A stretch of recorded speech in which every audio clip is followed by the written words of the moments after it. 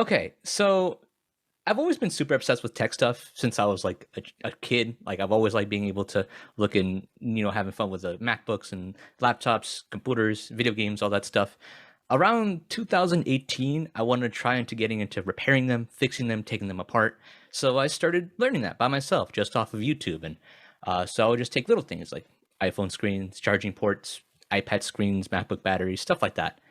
And I started posting little videos of what I would be doing. Like, hey guys, check out this, just showing off my friends. Check out this thing that I'm taking apart, or check out this screen that's broken, or check out this phone that I'm fixing. And over time, I got pretty good at it. I started posting little videos. My friends really liked them. He said, "This is dope. Can you do mine? This is dope. Can you do mine?"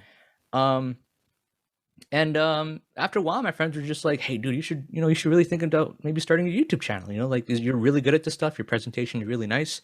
It'd just be really cool to give it a shot." And we're like, I was hesitant at first, but over time, I gave it a shot. I was like, okay, yeah, for sure, I'll do it. So I started my YouTube channel at first, literally just to be able to show off to my friends what projects I'm working on at the moment. So which is why if you go back and you look at my old videos, you can see that there's no flashy titles or there's no flashy thumbnails. It's literally just a picture of the thing that I was working on in that video.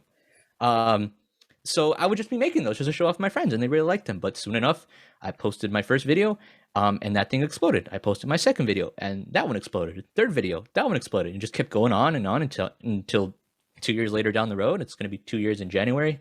Here I am, and I'm doing it full time now. So that's pretty cool. That's how I started. That's awesome. That's so neat. So I know a few people that had a similar story where they created these videos for their friends or maybe family members, and then a lot of people were watching the video and they were like, you know what, I should do this. So that's pretty cool. So you talked a little bit about the tech repair aspect. Was there something that, got you into that? Was there somebody like, maybe a family member, friend, or have you just always been into that kind of stuff? No, at first it was really scary. I remember back then, right? What really kicked this off, this whole thing, was that I had an iPhone 6S that was cracked. Right. Mm-hmm. And at the time I loved tech, but I didn't know I wasn't comfortable taking it apart. So I was very scared when the screen cracked and they told me it'd be $150 to fix it. I kind of got tired and I was like, guess I'm getting a new phone then. And then I got a new phone. It was the iPhone 10. And after a while, I kind of felt, I was using my phone. I kind of forgot my 6S, but then I saw one and I was like, I wonder how much a screen costs for this thing. And surprisingly, this is 2018 money, right? Obviously, inflation has kind of messed up the way things cost right now. Right. But 2018, an iPhone 6S screen cost about $13. And I was like, wait, hold on. $13, you say? So I ordered it just to give it a try. And I bought this iFixit toolkit, right?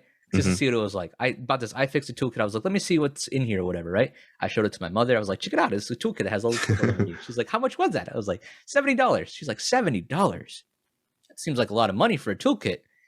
Little did she know that one toolkit would get me to where I am today. Legitimately. I use that toolkit in every single one of my videos. Anyways, so I took it apart and I was like, I'm just going to film me doing the entire thing, right? I had a $300 camera. I think it's still around here. This is the camera that I started all in. It's a $300 Sony a6000. Nice. Yeah, I'm familiar with it. Yeah. That's so so cool. So I just filmed the whole thing, put it on my Instagram, and they're like, dude, that's great. That's awesome. Can you do mine? Can you do mine? How much you charge for mine? And then it just kind of went from there. Then I went to charging ports and cameras, stuff like that, and just kept going. And then again, it led over to YouTube. YouTube did its own thing and just went from there. That's very, very interesting. So I wanted to talk a little bit about that Instagram thing, especially. So did you, because I'm really into all the social medias. I try and stay as into it as much as possible, but I know a lot of people are doing the Instagram video as well. Is that anything that you kind of were interested in? I mean, obviously that was back in what you said, 2018 or something. Yeah. 18. So that was before they did that. However, or maybe it was right at the beginning. It was right at the beginning. We're like, let's try IGTV and putting in all the video stuff that they have now. They're pushing it way more than they did before, but right. It was right at the beginning. Okay. Now, was there a reason that you switched from IGTV to YouTube? Was there a particular reason? Mostly because the way that I would do it, I wouldn't be doing IGTV, as I would just be doing Instagram stories. Oh, It okay. was I see. it was great to show off to my friends and like the people that were interested in that exactly what I was getting hold of. And Hmm. for the most part, a lot of people that watched them reached out and said, I really enjoy them. But the discoverability isn't there. Right. For me, Instagram and IGTV, the discoverability wasn't there at the level that YouTube was. Right. So eventually I realized if I wanted to show off more people what I'm doing, I would have to move to a different platform, which is why I moved over to YouTube and I gave YouTube a shot. Hmm. That's a great answer, great perspective. I actually was just talking to somebody the other day about that exact discussion, because they have a lot of Instagram followers, but they kind of got a bunch and then they've had the same number for like a long time.